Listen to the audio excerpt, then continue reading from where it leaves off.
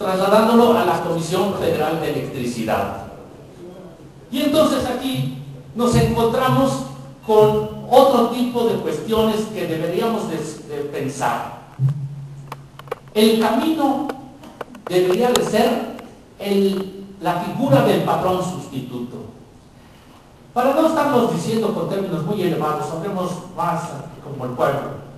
¿Qué es el patrón sustituto? Es una figura establecida en la Ley Federal del Trabajo cuando un patrón le vende a un nuevo patrón, le vende la empresa.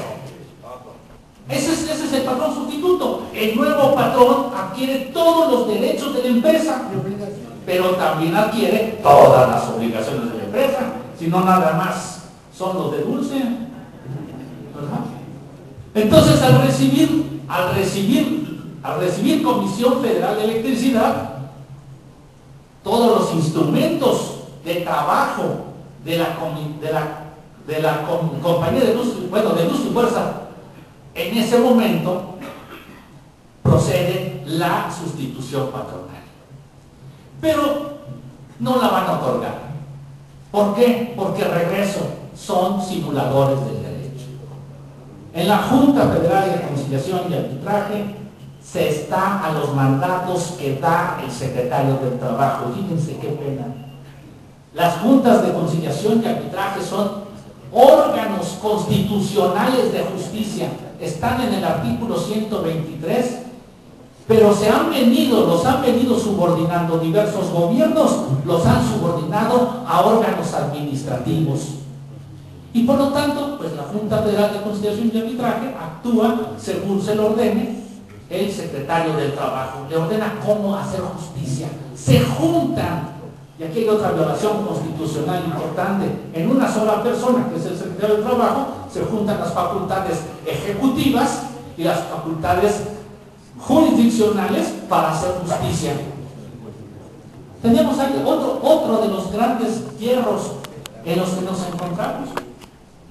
Ustedes más que nadie me lo podrán, no les voy a decir qué pasó, pero ustedes vieron perfectamente que lo que han sucedido, los laudos que ha dado la Junta, los ha anunciado, se los ha indicado propiamente el secretario del Trabajo. Eso corrobora lo que estoy diciendo, que en un individuo se unen dos facultades que son distintas, una la de ejecutar y otra la de juzgar, y para ello utiliza la Junta. Por lo tanto, las peticiones de sustitución patronal pues no les van a otorgar. La más importante sería la sindical, pero la Comisión Federal de Electricidad pues tiene un sindicato, un sindicato que iba renovando su contrato colectivo. Primero lo renovaban ustedes y luego lo renovaban ellos y ya copiaban el renglón y vámonos, ya lo tenemos. Y pues los otros tenían que decir para lograr un equilibrio. O sea, no había gran lucha. En esa circunstancia, hoy nos encontramos con que ese sindicato, que se prestó también para todas estas cuestiones, pues no quiere tener un sindicato, aun cuando existe la pluralidad sindical. Se ha reconocido que puede existir la pluralidad sindical, que puede haber 2, 3 sindicatos, 4, en las instituciones o en las empresas. Y esto no es nada grave ni nada raro. En la industria aeronáutica, pues tienen que revisar 3 contratos cada año.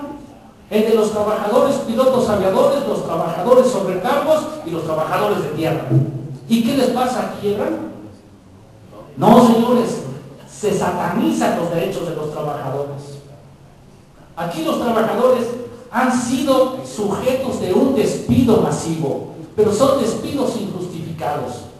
Han sido terminadas las relaciones colectivas de trabajo con el sindicato, con el ánimo precisamente de que el sindicato quede anémico y quede ya sin ninguna posibilidad de continuar su vida sindical. En esa situación todavía hay una base para poder luchar por el patrón sustituto, pero no es fácil. Y tengan la seguridad de que le encontrarán todo tipo de tecnicismos los simuladores del derecho para decir no. Simplemente eso. Hay otra cuestión que es muy peligrosa. Se ha manejado en diversas sentencias del Poder Judicial que hay que anteponer los intereses de la nación a los intereses de los sindicatos o los intereses de los individuos. Primero toda la nación y luego el hombre. Como si pudiéramos distinguir, saquen al compañero porque no es de la nación. Eso es una niñería, es algo infantiloide, pero nos lo están manejando. Pero es muy grave porque esto es para segregar a determinados grupos. Esto no tiene más que un solo pensamiento, el pensamiento fascista. Y esos son los asesores franquistas que hoy están asesorando al gobierno federal. Ese es lo grave. Estos son los que tienen el país está como está en estos momentos, en una crisis política, precisamente por ese tipo de asesores que vienen, cobran, les dan consejitos y luego ya no saben qué hacer. Ahora, ¿quién convoca?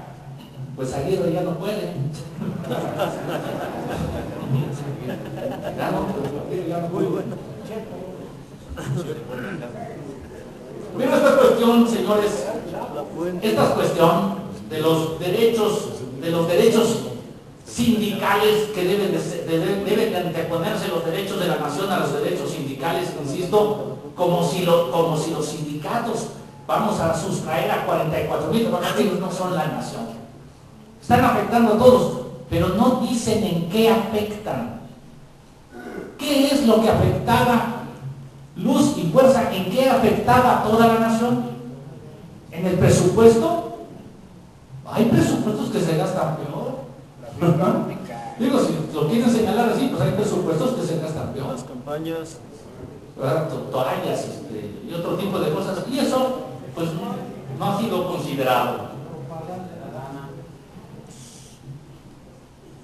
Tenemos todavía una gran lucha que seguir, que tienen que seguir ustedes, fundamentalmente los trabajadores, porque los trabajadores jubilados enfrentan un empobrecimiento de sus derechos, toda vez que el organismo que hoy les paga ya no reconoce los derechos del contrato colectivo de trabajo.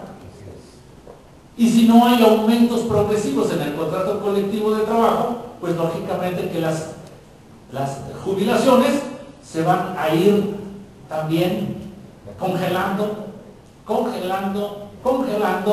hasta dejar que los trabajadores tengan condiciones de trabajo ínfimas.